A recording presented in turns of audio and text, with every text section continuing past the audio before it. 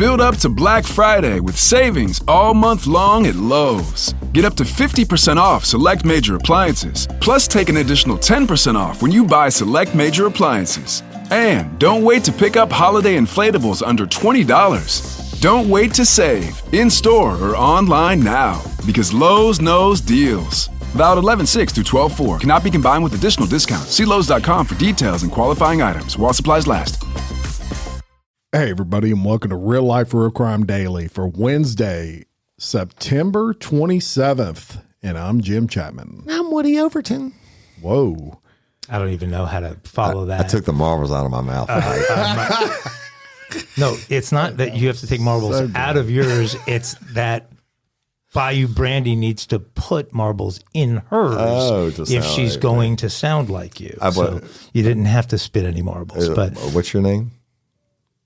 I think it's Ago. All right. This is the completion of our introduction. I thought you were stopping me cold there. Okay.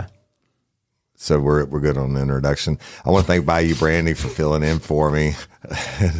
She'll never do it again.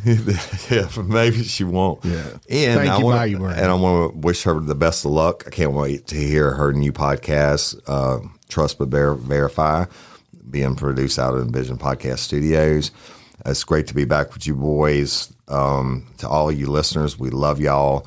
We're going to bring you some true crime time. That's right. And we're going to lead it off with something Woody and I have talked about on Bloody Angola several times, and that is the clemency hearings for these death row inmates in Louisiana. More court actions were taken last Wednesday as several parties attempted to block the clemency hearing for death row inmates out of Louisiana State Penitentiary to Angola. This comes after nearly all of Louisiana's death row inmates asked Governor John Bel Edwards to spare their lives back in June.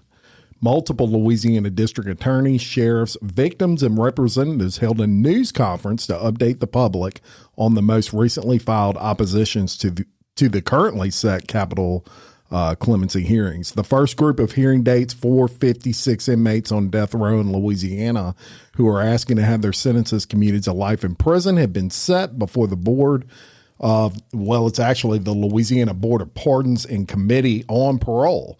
The hearings for the first 20 inmates are scheduled to take place on October 13th and November 27th in Baton Rouge. East Baton Rouge Parish District Attorney Hiller Moore filed an injunction last week, and 5 additional DAs filed injunctions today to stop the proceedings from moving forward. They are anticipating more to be filed. In the lawsuit filed, Attorney General Landry alleges that eligibility and notice rules were ignored. Timeless requirements were unlawfully waived, necessary steps in the process were skipped, and proceedings outside of the public eye were conducted when clemency hearings for death row inmates were scheduled. If you'll remember, Woody, you and I talked about they had to have some people get into cahoots together and kind of come up with they plans. all filed at the same time on the same day, and it's not like it was a jailhouse lawyer that did it. Now, it's so funny, not funny that we're talking about this, but I distinctly remember on Bloody Angola, generally I don't do politics. I didn't go overboard. I stated my opinion on it, and whatever your opinion is on it, that's what it is. But this is true crime related because it's the first time in the history of the United States of America this has ever happened. Right. In any state. That's right. And so I think there's, certainly valid argument on this, the district attorneys who actually prosecuted these cases and saw the actual damage that it destroyed these families and these horrible crimes. These people are not on death row for regular murder, y'all. It has to have aggravating circumstances. You can listen to my original series right now, Death Penalty Phase 1 through seems like a billion, but not quite a billion. But these crimes, have to have aggravating circumstances, and they're the worst of the worst. And so, again, the opinion, according to the Attorney General, is it's illegal what the governor did. It's a political hot potato. I'm not touching it. Thank you, sir. And I'll tell you, the biggest thing to keep in mind with all of these clemency hearings is they are not hearings that are scheduled to appeal a conviction. Right. These are already convicted. Everybody's spoken. They've exhausted all their appeals, and they're on death row. So these are violent inmates. It's not, and they're wanting clemency. Angola murderers. Yeah. These are rape murderers, body hackers, whatever. But that also they're trying to jump all the people who have a legitimate, by law, chance for clemency hearings. But anyway, moving on, let's go to Cali, Southern Cali. Authorities rescued a 17-year-old boy in Southern California after he was kidnapped and held hostage for 4 days by captors who threatened to harm him if his family did not pay a $500,000 ransom. The team was rescued last Friday after law enforcement tracked him and his 3 kidnappers to a motel in Santa Maria, California. The nightmare began last Monday morning when the kidnappers caused a car crash in San Bernardino County and abducted the teen when he got out of his vehicle to look at the damage. That's a common ruse. If you get, ladies, listen to me. I worked a case like this. If somebody bumps you in the rear, get on your phone and call 911. Because a lot of times they'll get them out just to rob them and stuff. And in this case, the team was abducted when it happened, when he got out of his vehicle to look at the damage. And fortunately, a doorbell camera recorded the kidnapping. Kidnappers called the teen's mother from a Mexican phone number and demanded $500,000, saying it should be delivered to Nogales, Mexico. The men I've actually been there. The men repeatedly called her over the 4 days, threatening to harm her son if the family did not pay. Suspects also took a video that showed the teenager being forced to read from a script, saying the abduction was his father's fault for an incident that occurred in New York.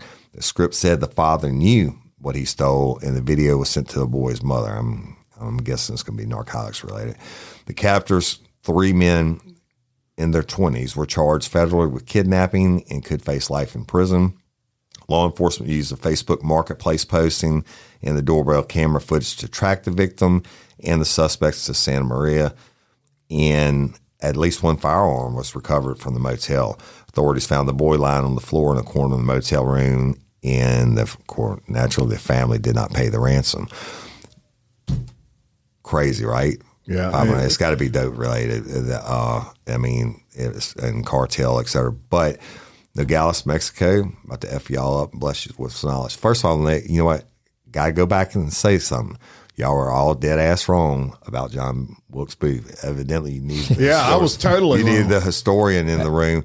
That he not only was he on the run for the period of months, he had treatment by Dr. Mudd, who that's where not to bail on Bayou Brandy, but she was her story, and the two of us were looking at her like, we've never heard of it. Well, it was my fault though, because I actually supplied her that story. So I didn't know that. I will admit that it was my fault. The source I usually get those day in crime things just had it wrong. But the Dr. Mudd was the physician who treated him, and they actually prosecuted him and executed him, and that's where the old saying, "Your name is Mud, bitch. Your name is Mud." It was from Dr. Mudd. So anyway, Nogales, Mexico has more dentists per square block than anywhere else in the world. It's like 3,000 dentists. That's where I go get my shit done. I'm surprised they have more than Denham Springs. They got, Denham's got a ton over here. Okay, so that's probably like a lot of implant surgeries down there. People crossing the border to get. They do everything. It's just like getting those cosmetic surgeries. So like Tijuana does, the body surgeries and stuff. Nogales is strictly nothing but dentists. It's like 5 blocks and it's wall to wall dentists. So weird. Wow. Well, shocking that they're using that as a manner of kidnapping now. Getting in a wreck, you get out your car, call the police. That's the real shit. And my daughter got hit on the interstate last week, and she called me, and I said, fucking hang up and call 911 and don't get out of the car. So you can pull over, but don't get out of the car until the cops get there. How did they said a Facebook market? How did they figure out they were? I think they were communicating through the Facebook Marketplace, and that's how they set them up. And then they used the doorbell ring camera of the original footage of the bad guys kidnapping him. See what I'm saying? But didn't he kidnap him in San Bernardino? I thought they did. Well, they where the kidnapping happened, they had it on the Ring doorbell, and so whenever they set them up through the Facebook Marketplace, they didn't realize it was the same guys. That's what I took from it. Okay, wow, that's interesting. It's a crazy one. Last week, I think it was Friday. Actually, we covered the story for the first time about these Las Vegas teens that mowed over the farm and the video. Horrible. A lot of you have watched the video. We posted the video. The video has really exploded in the days since then. I'm not saying just because we covered the story. The story all of a sudden started getting a lot of coverage end of last week, even though it had happened weeks earlier, because at first it was considered a hit and run until this video tape emerged. And one of the things that got a lot of attention was the original behavior of this Jesus Ayala, who's the 18-year-old, where he was basically laughing about everything, saying he was going to get out in 24 hours and all of this kind of stuff. And so it's blown up in another way where now the day has basically been put together, and what these two actually did in the totality of that day is pretty unbelievable. So new reports out of Vegas say the two, and it's Jesus Ayala and the other boy who was only 16 is Zamir Keys is his name. New reports out of Vegas say the two were in the midst of a 2-hour crime spree when they killed the retired police officer.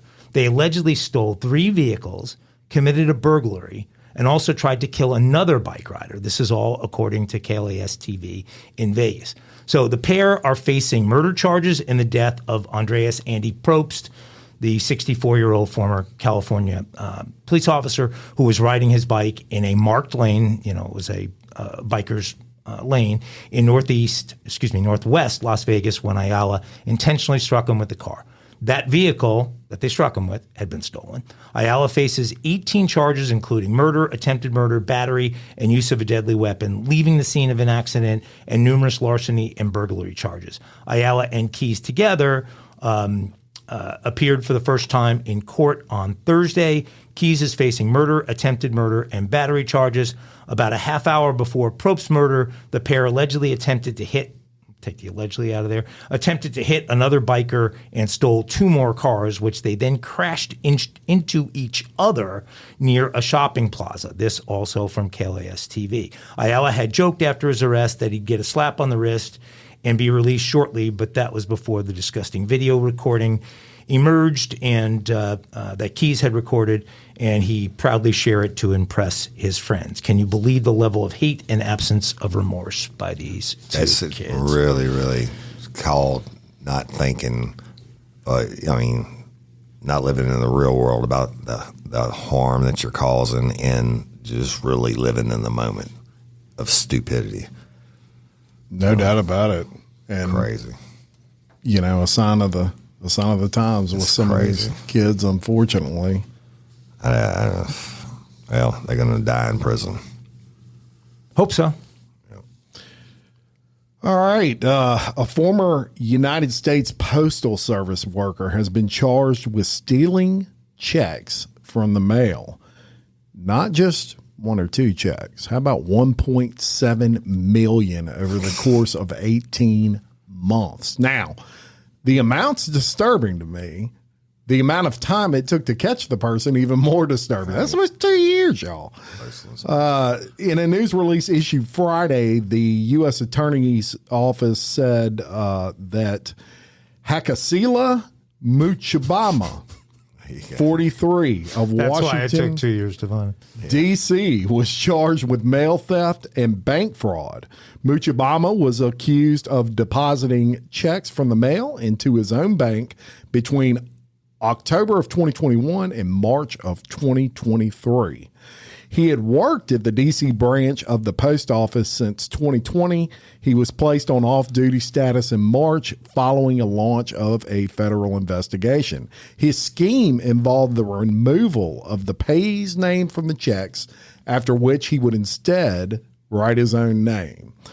Many of the checks were U.S. Treasury checks, and the complaint said that he was spotted on bank surveillance cameras taking money out of an ATM.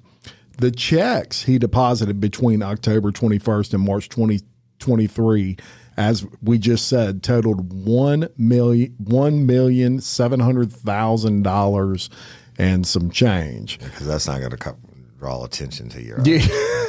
But heck, 2 years. He faces a maximum penalty of 30 years in prison for bank fraud and 5 years for mail fraud. I was surprised the mail fraud was not steeper than 5 years. He served two and a half for good behavior in some states. So it seems like the penalties would be more stiff, but 2 years almost this guy got away with the federal deal. There's no good time. Whatever you get sentenced to, I think you get 1 day a month. Yeah. Or in Louisiana, you can get up to half and half. Yeah, but that should really be a dumb criminal segment. Based on what? But he had to be kind of smart, though. He got away with it for a couple years. He got away with it because the fucking post office is inept. I don't know what the average check was, but if it was $1.7 million and it was $100 as the average check, you do the math. But that means for all of these people who are writing these checks, obviously some were government checks and everything else, but they're getting the canceled check back. Right. And so when they get their statement from the bank, even if it's electronic, they're going to be able to see and what are the odds that people aren't hearing right and left about, no, I never got my birthday check, Grandma, and what happened to the money you owed me for the beer, Pete, and that kind of stuff. I can't believe it took 2 years. Well, and it was U.S. Most of them were U.S. Treasury checks, which makes me think these were IRS checks. No, maybe so. So he was specifically eyeballing them. He was specifically eyeballing them for coming from either a franchise tax board or the IRS. Which those are identifiable. That should be even harder. You can see those through them. I mean, they're very recognizable when they come from the IRS. Probably the last post office story you're ever going to hear, because they're just about out of business. So I'm qualified to do this next story for 2 reasons. Maybe just one. Let me read it to you. 2 women and a man were taken into custody this week after a 6-month-old boy was found with most of his flesh bitten off of one of his hands due to rat bites, as well as other injuries. September 13th, David Schonnebaum called Evansville police and reported his infant son had blood all over his body and that his fingers looked like they were missing, y'all. EMS responded and transported the child to an Indianapolis hospital for treatment. The boy sustained at least 50 rodent bites on his forehead, cheek, and nose, though the worst wounds were on his hand. The victim had to undergo a blood transfusion due to the near-fatal event.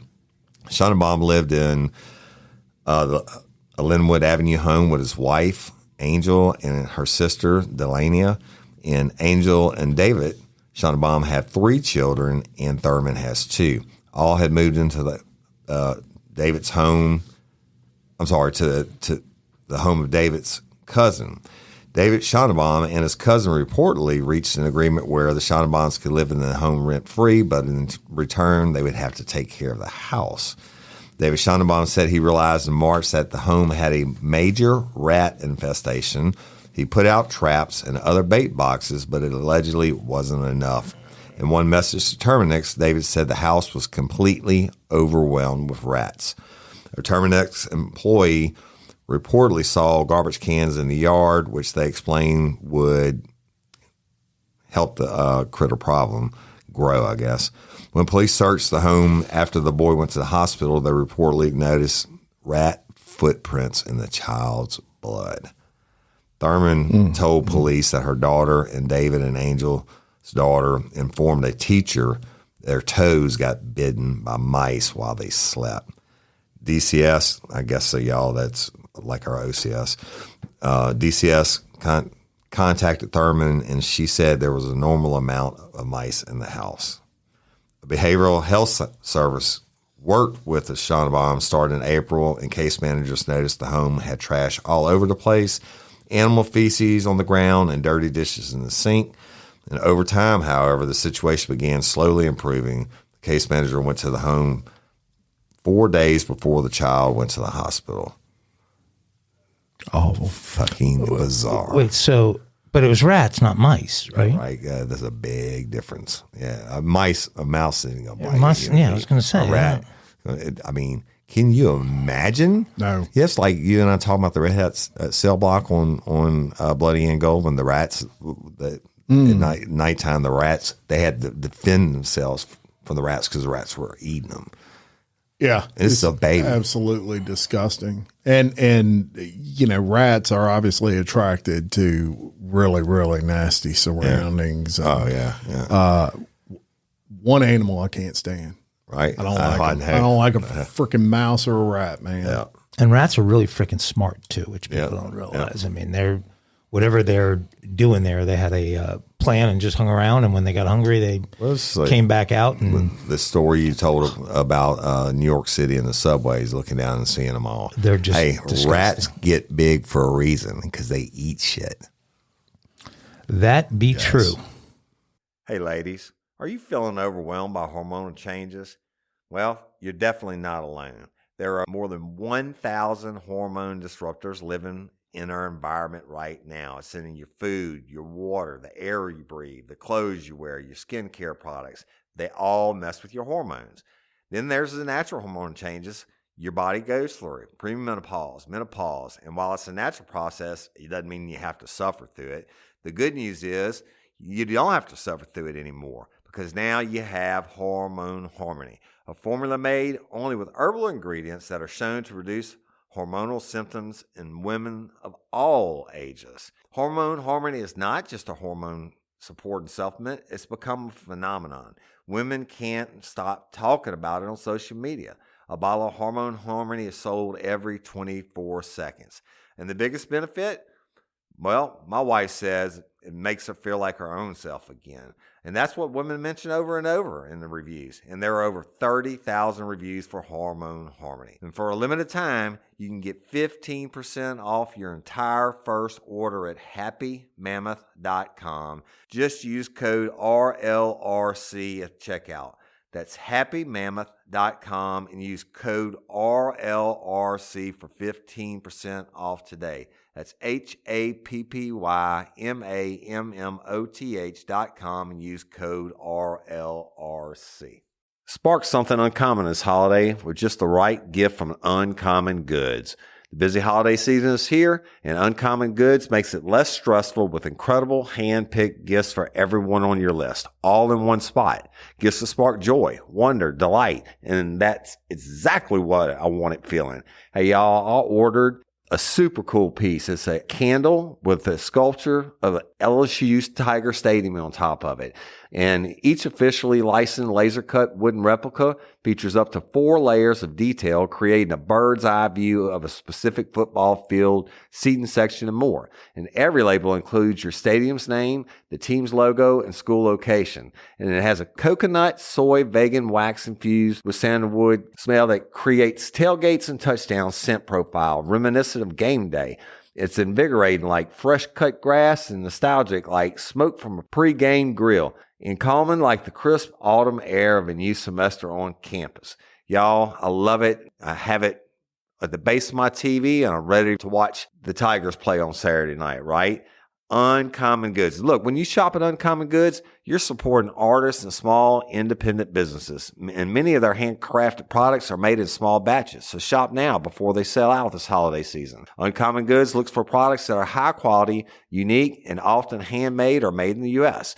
They have the most meaningful out of the ordinary gifts anywhere. They even have gifts you can personalize. From holiday hosts and hostess gifts to the coolest finds for kids, to hits for everyone from the book lovers to diehard sports fans. Uncommon Goods has something for everyone, not the same old selections you can just find anywhere. And with every purchase you make at Uncommon Goods, they give $1 to a nonprofit partner of your choice. They've donated more than $3 million to date. So to get 15% off your next gift, go to uncommongoods.com/RLRC. That's uncommongoods.com/RLRC for 15% off. Don't miss out on this limited time offer. Uncommon Goods, we're all out of the ordinary. Wow. Well, this next story, I think, I'm actually sure, will be the first time we've gone to Rowanda. Rowanda. See, I was gone for 2 episodes, and you were right back being international. I'm guessing Rwanda's not a place in South Louisiana. No, it's not. It's a country, a landlocked country on the eastern side of Africa, which is only on people's mind. If you're old enough, you remember there was a horrible genocide there in 1994. Really? 800,000 people were killed in a 3-month period in Rwanda. That's when they were trying to Tutsis were killed by the Hutus. Yeah. It was a horrible, horrible story. I'm sorry, I made a joke about that. Yeah. Well, no, that was 1994, and thankfully this story isn't 800,000 people dead, but it is about a serial killer in Rwanda. This guy is responsible, apparently, for 14 murders. Nice. A serial killer in Rwanda pleaded guilty on Thursday, saying he killed 14 people, most of them women. Dennis Kazunga, age 34, admitted guilt in charges that included murder, rape, and robbery. He appeared at the Kicukiro court in the capital of Kigali. Kazunga smiled as police led him into the courtroom, but he didn't appear to show any other emotion during the hearing. Police discovered 12 bodies at his home, but he said that he killed an additional 2 people whose bodies they have not found. That would be 14 total. The victims included 11 women and 1 man, authorities said. The sex of the other 2 people Kazunga said he killed wasn't immediately clear. Kazunga did not have a lawyer at the hearing. He wants to defend himself. Police alleged that he lured people from bars back to his home, which was in a suburb of Kigali. The identities of his victims have not been officially released. A woman has appeared after this whole thing became public and claimed that and done interviews in local media, and claimed that he had tried to take her several years ago and that she escaped from his house before he could kill her. Why she didn't go to the police at that point in time, I don't know, and wonder how many victims since that time he got. But authorities say the suspect used different names in a bid to conceal his true identity. Police found the bodies after Kazunga's landlord went to authorities for help because he wasn't paying his rent. And so they were not going to solve this crime. Right. It was going to him looking for rent money. And it wasn't until then that the woman who claimed to have been attacked by him years earlier came forward. But he's pled guilty and he's going to go away. And I can't imagine that a Rwanda prison is a very nice place. I imagine they got to have the death penalty there. Huh? Yeah. Yeah, that's crazy. I mean, 12 bodies. They probably went to a victim or get their rent and smelt them. And they were like, I'm pretty sure that's a dead body. Oh, what's that? That's a DB. Yeah. Kick the door. Crazy. Rwanda, Africa. Is it Rwanda, Africa? Hey, shout out to all our lifers in Rwanda. We love y'all. Rwanda, however you say it. All right. Look, if you follow my Twitter or my Snapchat, or not Snapchat, but TikTok, you've already seen this, but disturbing video coming out of Florida. Human remains were recovered from a Florida waterway where authorities also found and killed a nearly 14-foot alligator on Friday. That's just about as big as they get. Guess where this was, Woody? Is it Pinellas County? Pinellas County. Holy shit. The Pinellas County Sheriff's Office said it's investigating after the gator, clocking in at 13 feet and 8.5 inches, was spotted in a waterway in unincorporated Largo, Florida, in the Tampa Bay area, and the body of a woman was pulled from the water. She was identified as Sabrina Peckman, and officials said her cause of death is still undergoing investigation. Deputies originally responded around 1:50 p.m. to a report of a body seen in the water. The deputies and the Florida Fish and Wildlife Commission euthanized the gator and removed it from that waterway. But a witness said the gator was actually seen with the body before going into the water. Jamarcus Bullard said he saw the gator holding on to the lower part of a torso of the body and actually pulling it underwater. I've never thought I'd see that out here. I thought it would be in the swamps and all that, but it was a big gator out here in our water. The gator's size approaches some of the largest alligators in length recorded in Florida since 1977. And interestingly enough, the record for the longest alligator in the state is a 14-foot, 3.5-inch male from Lake Washington in Brevard County, found in 2010. Now, the disturbing thing about the whole story is disturbing, but the part that really was shocking when you saw it on that video was they pulled the alligator to the highway, because this is just a little waterway on, say, the side of the an interstate practically, right. And it still had the torso in its mouth. I do want to shout out the awesome Bailey Hughes, who actually brought this story to my attention. That's Lori Johnson's daughter and another listener of this show and lifer. And she was on this about 14 minutes after it was reported. I got a text. Wow. So shout out Bailey Hughes for that. But did they say absolutely insane?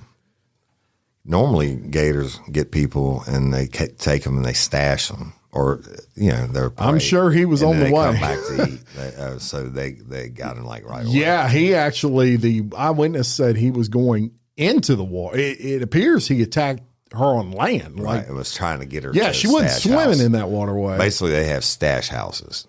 Yeah, but I mean, interesting. I didn't know that. The victim was a homeless woman. Was it? Yeah, the victim was a homeless woman. So he just caught her walking down the road. Yeah, I think she might have been, maybe cleaning herself off at the edge of the water or something. Could have been hit by a speeding golf cart. Pinellas, souped up golf cart. Possible. We'll probably get all the stories we ring camera film of a speeding golf cart. They need to give us a free vacation there. We've put them on the map. Who? Pinellas County. Oh, yeah, no doubt about it. We've done that. But that so back to the gator thing, when they do the initial attack and the kill, then they take it and they stash it and they come back and eat off of it. But it's always underwater, like in log jams and shit like that. It's crazy, right? Insane. So, all right. Next, a 39-year-old employee has been charged with strangling and killing a 23-year-old man who attempted to, Mike's favorite topic, shoplift items from the store where he worked. According to Kansas City Police, on September 19th, officers were called to the O'Reilly Auto Parts regarding a disturbance. The caller notified dispatch that two men were shoplifting inside. Store employees and the shoplifting suspects got into a physical fight outside, which resulted in one man's death. When police arrived at the location, they reportedly found an unresponsive male outside and began CPR. However, he was declared deceased at the scene. Police also located a second individual with minor injuries, and he was taken to a hospital in stable condition. Police arrested Carl Companion on a charge of second-degree murder. Dupree said Companion is accused of unlawfully but intentionally killing Steen and did so recklessly while demonstrating extreme indifference to the victim's life. The autopsy determined Steen's cause of death was strangulation, y'all, and the manner of death was, of course, homicide. The priest said the deceased airway was completely stopped, and that ultimately caused his death. That will do it. According to the Dupree, Companion could face additional charges, as could other O'Reilly employees. Convicted, he faces 109 months to 493 months in prison, which equates to approximately 9 to 41 years, and his ass is locked up. So disturbing situation. Look, Shane McBride, SME Electrical, San Francisco this week. His son was running a crew. Dude came up, busted the window on his truck, and had a knife, right? And took the backpack and said, "Give me your wallet." He's like, "I'm not giving you my effing wallet." And they did a run around the car type thing. And I talked to him the next day. I said, "Dude, next time, give him your wallet. It's not worth getting killed over. You don't know who you're dealing with." Well, and in this situation, it was the other way around. It was the employees, but if they hadn't engaged them, that's right. But then they would have got away with shit. It's a catch-22. But now they're going to prison. Yeah, and the issue, look, from someone that's trained in jiu-jitsu, let me tell you, you can put someone out in about 3 seconds with a choke. That's one thing I don't like anybody touching my neck. It sounds to me like he choked that guy and just choked him to death. Choked him out. Probably had him in some sort of rear naked choke, but definitely not a situation that you thought about when you were going to O'Reilly Auto Parts that morning. Right.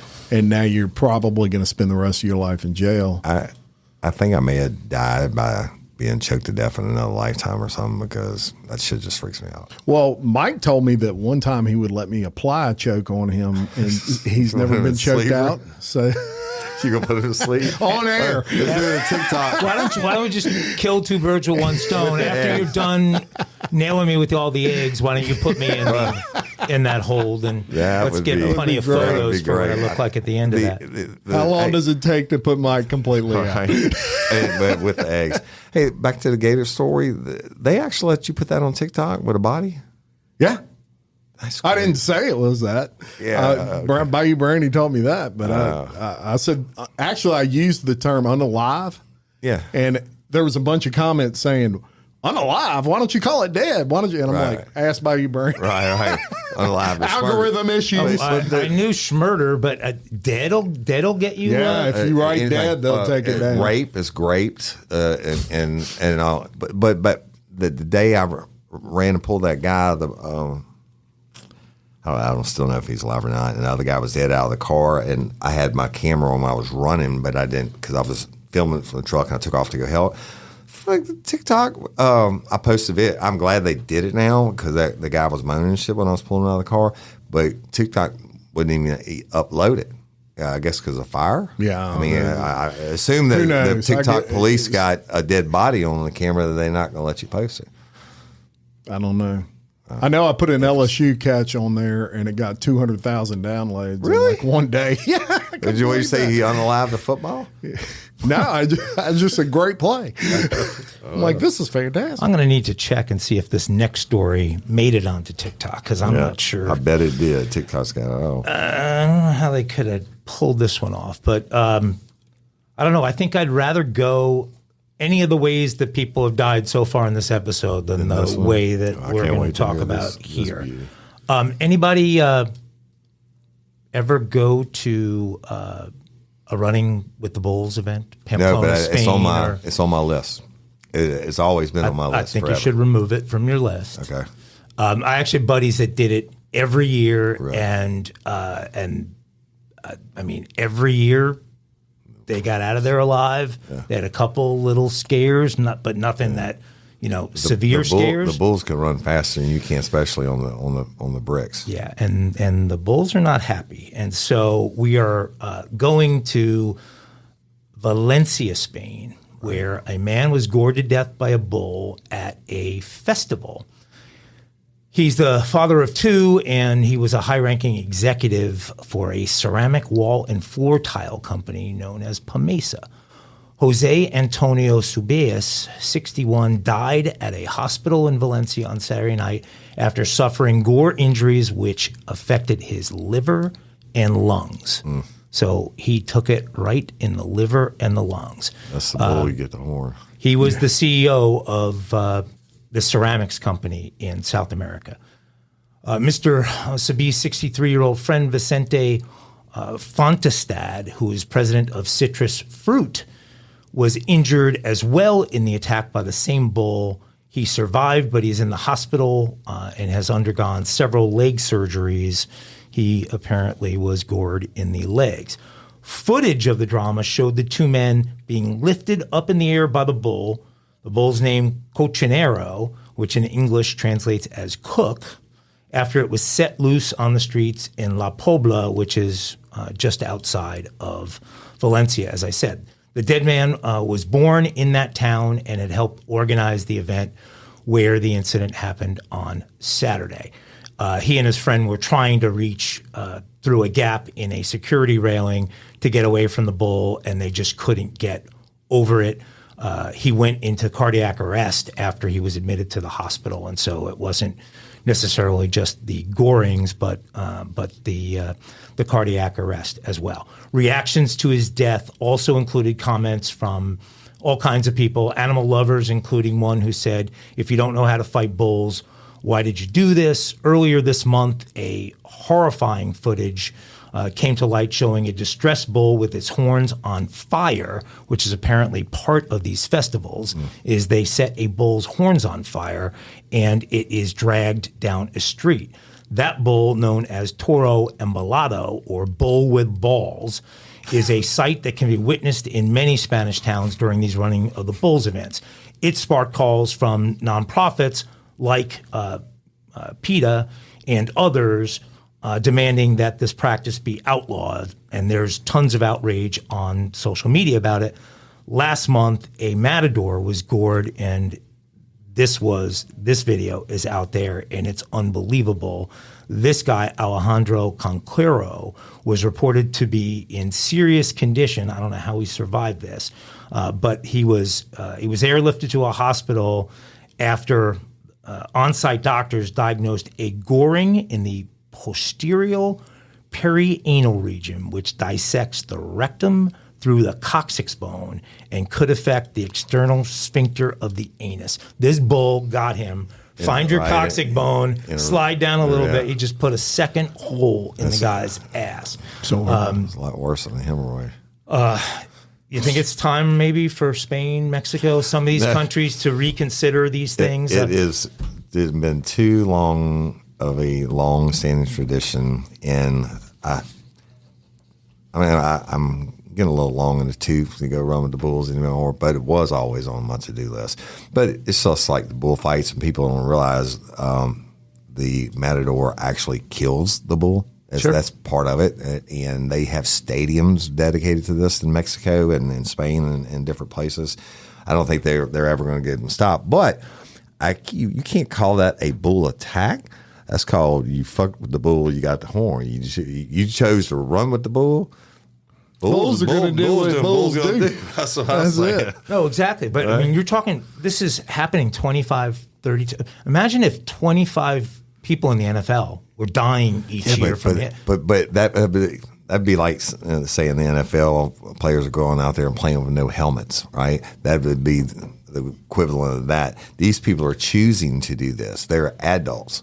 Nobody's forcing them to do this. Well, the NFL guys are choosing to play. I mean, but they also have to choose to have helmets, and the NFL regulates it. This is not a team sport. It's sanctioned or whatever. Well, they don't have gladiators fight lions anymore in Italy and other places. It's a barbaric. No, I'm not saying it's not barbaric. I'm not. I mean, it's being gored between the coccyx bone and but you chose to get out on that street and run. You made the decision. There's a high probability when these bulls are coming and you can't outrun them, you're going to get hit. Somebody's going to get hit. That's why everybody goes to watch it. Look, my biggest takeaway from that story is I learned what Toro Velato meant, or Divalato, or however you said it. And bull with balls, baby. Balls. That's right. That's the Toro that tattooed on my shoulder blades. I learned that on Rosetta Stone. That's awesome. Hey, y'all, let me tell you about Gobble. All Gobble meal kits are pre-prepped. That means less work for you and less waste in your kitchen. Their meal kits include everything you need so you can save time at the store or just skip that trip entirely. I got the box in and I had 3 different meals. I had a Kung Pao chicken, crispy fish tacos, and a beef bourguignon, however you say it. But let me tell you about the classic beef bourguignon. Look, it came with beef pot roast and a beef broth concentrate, red wine demi-glace, cremini mushrooms, cipollone onions, mashed potatoes, baby carrots, and rosemary thyme butter. It was so easy to make. Literally like 15 minutes it took Cindy. And let me tell you something. And all the dishes were fire, but this thing was like a taste explosion in my mouth. It's just unreal. We've got to spend more time together and more time doing the things we love because everything came in this one single box right to my door. So see what a difference Gobble will make for your household. Right now, they're offering my listeners a fantastic limited time deal. You get $120 off across 4 boxes, plus free shipping and free cookies. And let me tell you, those cookies, I ate one that was sin baked and it was delicious. Go to gobble.com/reallife. That's GOBBLE.com/real-life for $120 off your first 4 boxes. This offer is not available on the home site, so don't miss out. This is genius. It's taste explosions in your mouth like you never had. Hey, y'all. Changing my wardrobe from summer to fall, it's never easy. Luckily, Quince offers timeless and high-quality items I adore, ensuring my wardrobe stays fresh and I don't blow my budget. And there's nothing easier than going to Quince and choosing these high-quality items, like cashmere sweaters from $50, pants for every occasion, washable silk tops, and so much more. The best part? All Quince items are priced 50 to 80% less than similar brands. By partnering directly with top factories, Quince cuts out the cost of the middleman and passes the savings on to us. And Quince only works with factories that use safe, ethical, and responsible manufacturing practices and premium fabrics and finishes, and I love that. I got the stainless steel Link Apple Watch band for $59.90. It's heavy duty, it's awesome, and it's like $100 less than I could find anywhere else. And I also got a 100% organic cotton fisherman quarter zip up sweater. The color is alabaster. Man, I can't wait to wear that this fall. And Cindy got the Mongolian cashmere boat neck sweater in heather gray. And I'm telling you, these are classic pieces at a fraction of the price. Make switching seasons a breeze with Quince's high-quality closet essentials. Go to quince.com/RLRC for free shipping on your order and 365-day returns. That's QUINCE.com/RLRC to get free shipping and 365-day returns. Quince.com/RLRC. You'll thank me later. Look. Ouch. All right.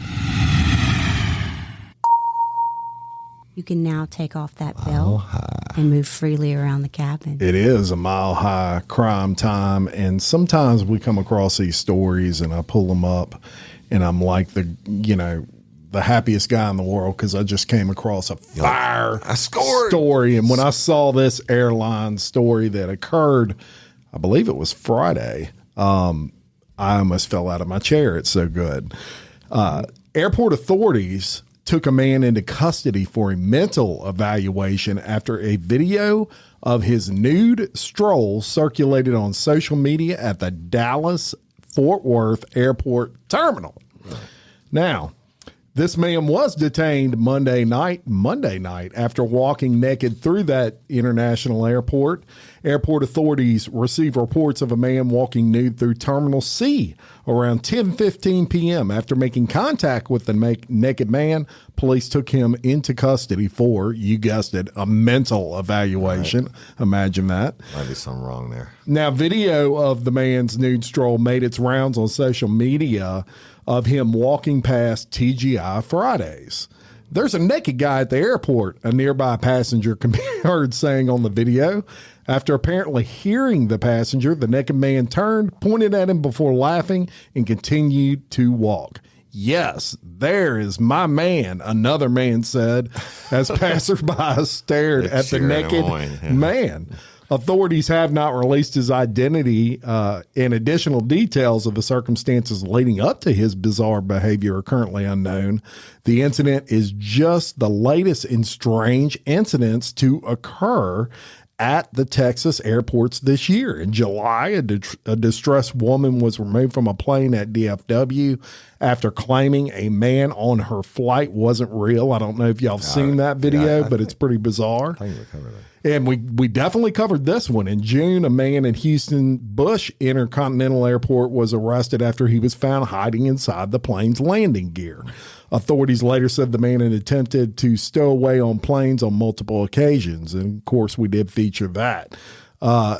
When you go see this video, it's going to blow your mind. So, of course, like we always do, we're going to share this video on our social media. But this guy's just walking like he's walking through the mall, completely clothed, baby. Yeah, I mean, it all hang out. That's it. Free. Let me be free. Let me be me. Where were his clothes? Wonder what. That's a good question. He decided to take them off. Probably it must have been in the car. Just crazy, but nothing surprises us on Mile High. Yeah.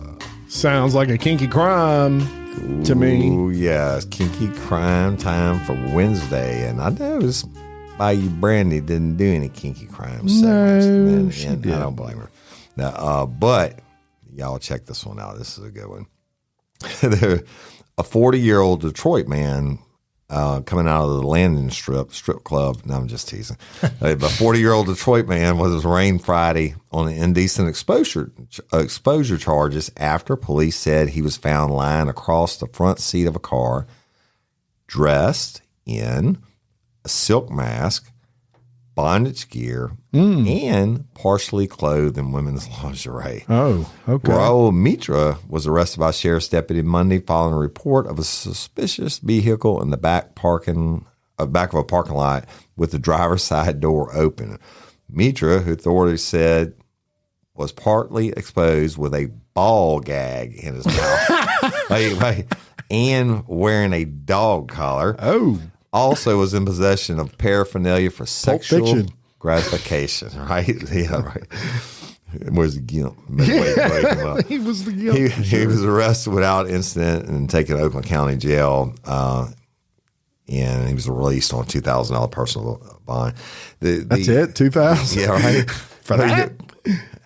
I mean, somebody must have left him that Wonder way, what right? happened earlier. Yeah, I was going to say somebody gimped him out and gagged him and ball gagged him, and then they caught him. Could you imagine? They explain that one to your wife. Yeah, yeah. There's no getting out of that one, and all over the internet. But kinky certainly kinky for Wednesday.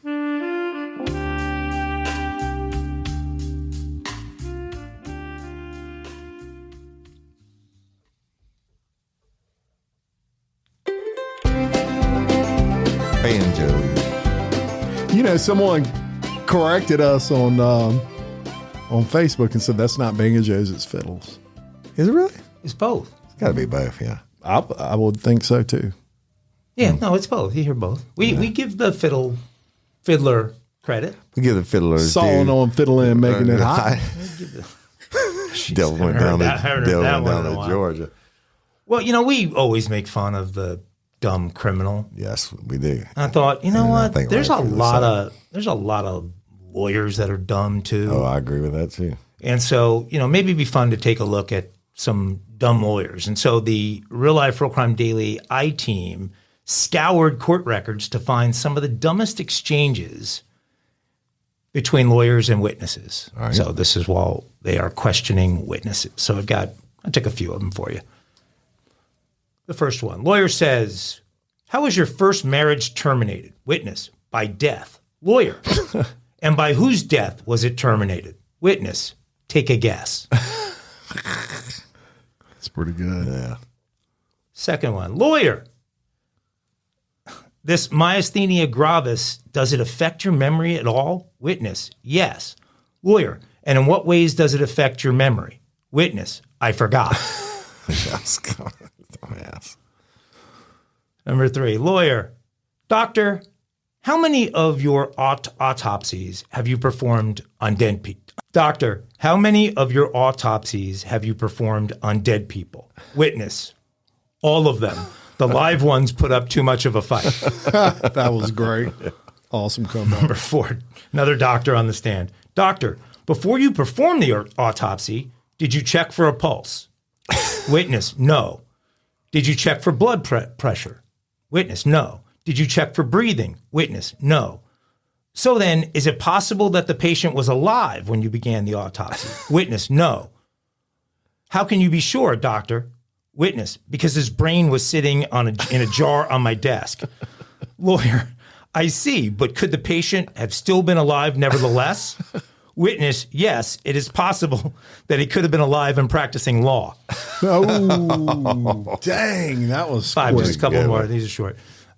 Lawyer, now, sir, I'm sure you are an intelligent and honest man. Witness, thank you. If I weren't under oath, I'd return the compliment. Take a second on that one. Number 6, lawyer, what was the first thing your husband said to you that morning? Witness, he said, where am I, Kathy? Lawyer, and why did that upset you? Witness, my name is Susan. Lawyer, so the date of conception of the baby was August 8th? Witness, yes. And what were you doing at that time? Witness, getting laid. And the final one, lawyer, are you sexually active? Witness, no, I just lie there. Very good. Dumb lawyers. Never be honest. Yeah, I definitely hear banjo. Yeah. We're going to do a WTF segment. What the? That's right. Because when I came across this one, that was my first thought. WTF. An Indiana woman has admitted to mistakenly stabbing her baby niece instead of dog that ate her sandwich. Yep, that's what I said. An Indianapolis woman is accused of stabbing a baby inside a hotel while attempting to stab a dog for eating her chicken sandwich. The Indianapolis Metropolitan Police Department responded to a report of a stabbing at a Days Inn. Police said they found a 1-year-old girl stabbed in the neck. A short time later, police found the suspect hiding near a bush outside the hotel. Police arrested the girl's 32-year-old aunt, Sharon Key, on allegations of criminal recklessness.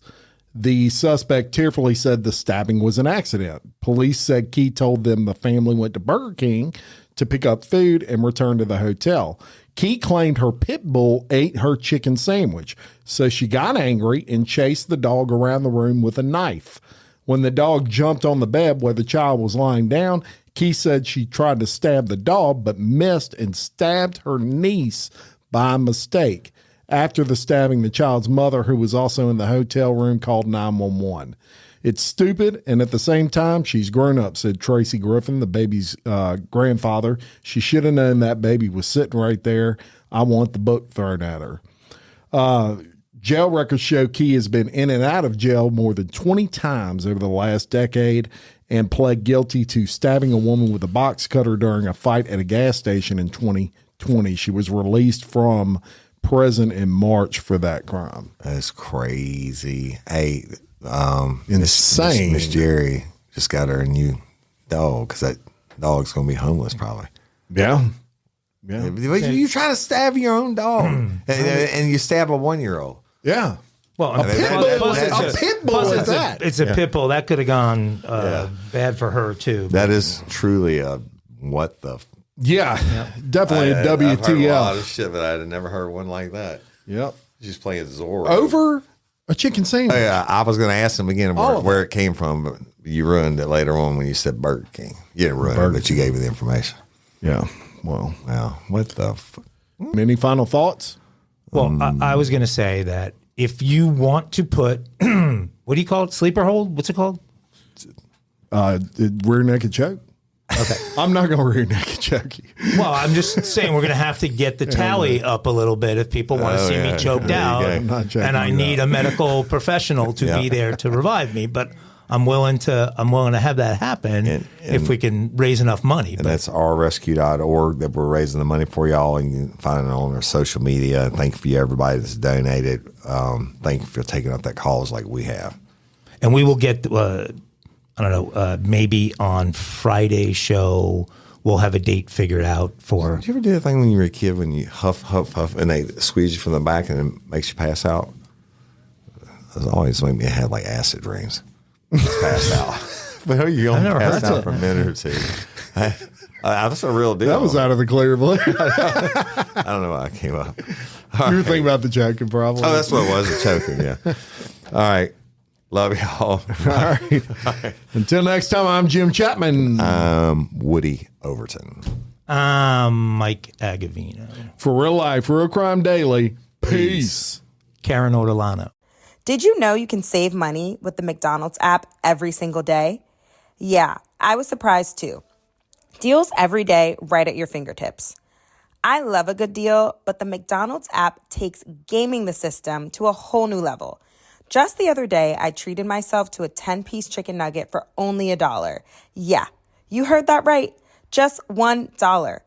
All you have to do is order in the app. And get this, you can grab that deal once a week through December 2nd. The first time I discovered the deals in the app, I was honestly shook. I had to tell my whole group chat about it, and now we're always comparing who got the best app deal of the week. Plus, ordering ahead, total game changer, especially when I need a quick lunch or a treat after a long day. So why wait? Save money every day with the McDonald's app. Download it, get those deals, and treat yourself. You deserve it. Valid through December 2nd, 2024 at participating McDonald's. Offer valid one time per week. Excludes delivery. You must opt into rewards. So go check out McDonald's deals and